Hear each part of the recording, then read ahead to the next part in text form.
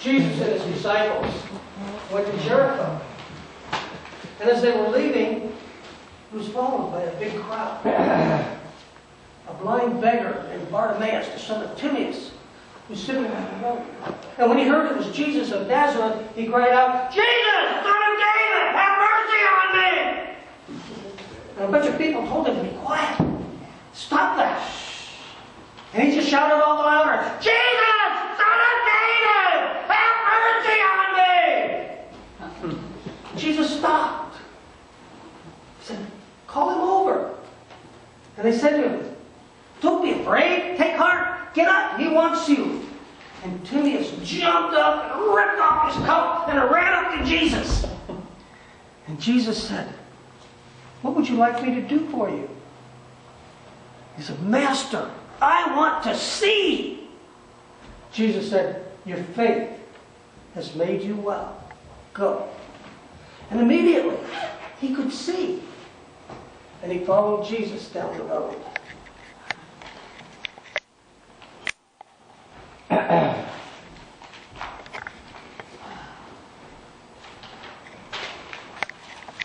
I never will forget that day.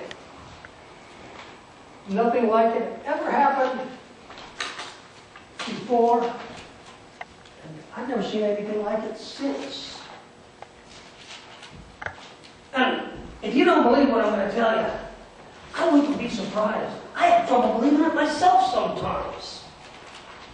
So, I guess I should introduce myself. I'm Samuel, the son of Benjamin. I live in Jericho. I have a small little booth right outside the city on the road to Jerusalem. It's on the south side of the city there. I sell wine and bread and things like that to the travelers who go through. And kind of like most tourist businesses in your world, most of my income comes at one time during the year, and that's about the time of the Passover, because everybody's going to Jerusalem, and a lot of people come through and stuff. The rest of the year I manage to keep buying and sold together, but it's the Passover that makes my life possible and keeps me going. This was the week before Passover, in the year that they executed Jesus. There were lots of crowds passing through, and business was brisk. I was working as fast and as hard as I could.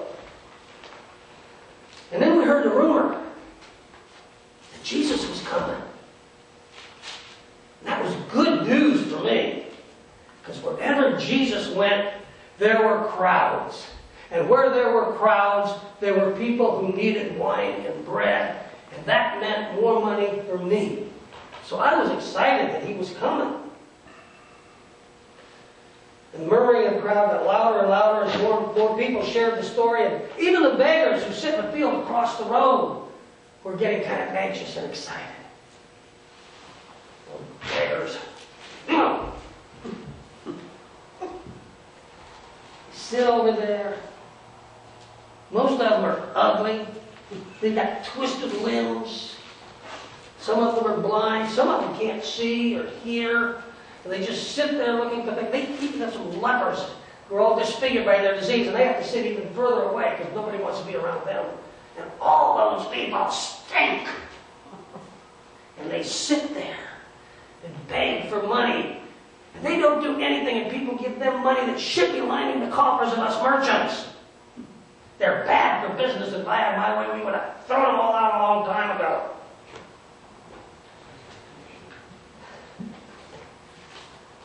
There was one guy especially, Bartimaeus. I don't know where he got it. He was blind, I don't know how long he'd been blind. I don't know if he was born blind or he became blind later in life. All I know is as long as I knew him, he was blind. But he had this really bright, many-colored coat, kind of like Joseph. And he wore that all the time to call attention to himself so the people would see him there and throw money to him instead of the other people. I'm not even sure he knew it was a multicolored coat. Come to think of it, he couldn't see, could he?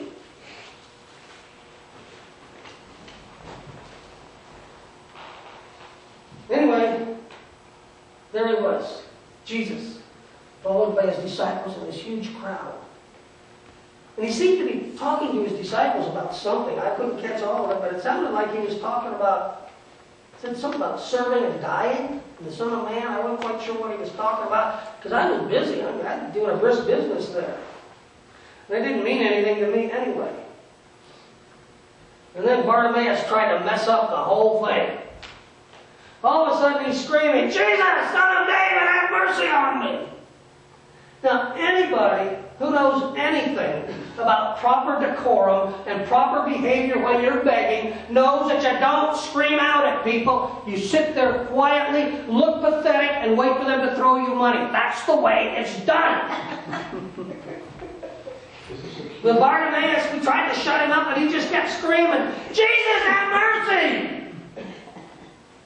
I wanted to go over there and slap him upside the head and knock some sense into it. But Jesus didn't. Jesus stopped right there in the middle of the road. And he says, "Hey, tell him come here." And so Bartimaeus, they found Bartimaeus. They said, "Bartimaeus, he wants to see you. Get up, go." And Bartimaeus jumps up and he takes off his coat, comes running up, and he stands there right in front of Jesus. And Jesus says, "What do you want me to do for you?" Now at this point the whole place was silent. You could hear everything he said. And when he said, "What do you want me to do for you?" I couldn't help but thinking of, duh! The man is blind, Jesus. What do you think he wants? I don't know why Jesus even asked, but he did. And Bartimaeus said, "I want to see." And Jesus said, "Go. Your faith has healed you." And all of a sudden Bartimaeus grabbed his eyes like this. And very slowly, you've got to get a little bit of light at a time. Because all that light hurt his eyes.